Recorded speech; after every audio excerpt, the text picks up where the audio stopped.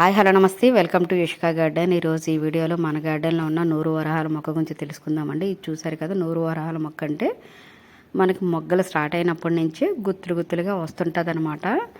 ఈ విధంగాను చూసారు కదా, ఇలా వస్తుంటాయి. ఎందుకంటే ఇది సింగిల్గా అయితే రాదు, అలాగే దీంట్లో చాలా రకాలు ఉంటాయి.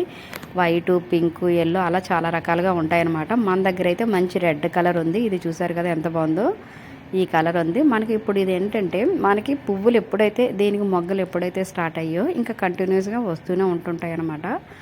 అలాంటప్పుడు ఏంటంటే చూసారా, ప్రతి కొమ్మకి కూడా మనకు మొగ్గలు స్టార్ట్ అయినాయి. ఈ టైంలో మనం దీనికి ఏదైనా మంచి ఫెర్టిలైజర్ ఇచ్చుకున్నట్టయితే ఇంకా బాగా బలం వస్తుంది. అలాగే ఇంకా ఎక్కువగా ప్రతి చిన్న కొమ్మలకు కూడా మనకి గుత్తులు స్టార్ట్ అవుతాయి. అలాగే చూసారా, చాలా చిన్న మొక్క అయినా కూడా మనకి ఏంటంటే అంటులు కూడా స్టార్ట్ అయిపోయాయి అన్నమాట.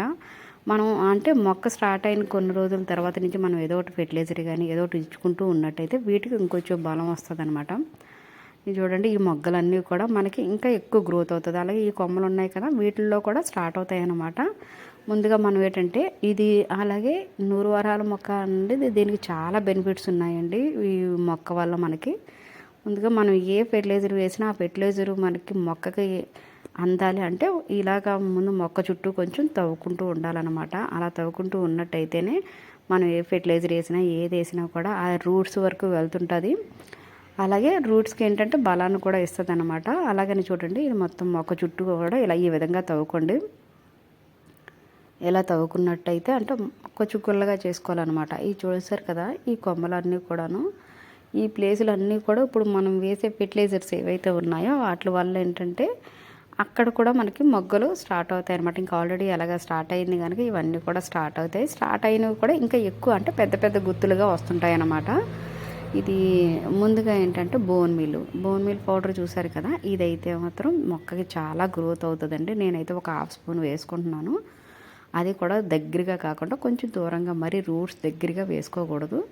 ఇలా కొంచెం ఏ ఫెర్టిలైజర్ ఇచ్చినా కూడా మనం ఏంటంటే ఇలా కొంచెం ఇలాంటివి ఇచ్చేటప్పుడు కొంచెం ఈ విధంగా వేసుకోవాలి. మినిమం 4-5 ఇంచెస్ దూరంగా వేసుకోవాలన్నమాట.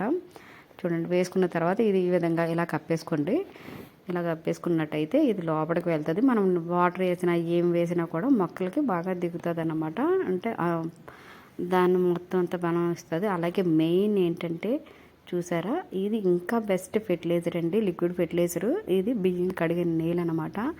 ఇది మొక్కకు మంచి గ్రోత్ ఇవ్వడమే కాకుండా ఇది అన్నీ మనకి బియ్యం కడిగిన నీళ్ళు అంటే ప్రతిదీ కూడా వాడుకోవచ్చు. చాలా వరకు మనకి మంచి బెనిఫిట్స్ ఉంటాయి. దీంట్లో ఎన్పికే ఉంటుంది, అలాగే నైట్రోజన్ ఉంటుంది, పొటాషియం ఇవన్నీ ఉంటాయి అన్నమాట. అందులోని ఇది ఏంటంటే మనం 2-3 రోజులు ఉంచి వేసుకున్నట్టయితే ఇంకా మనకి మంచిగా పనికొస్తుంది.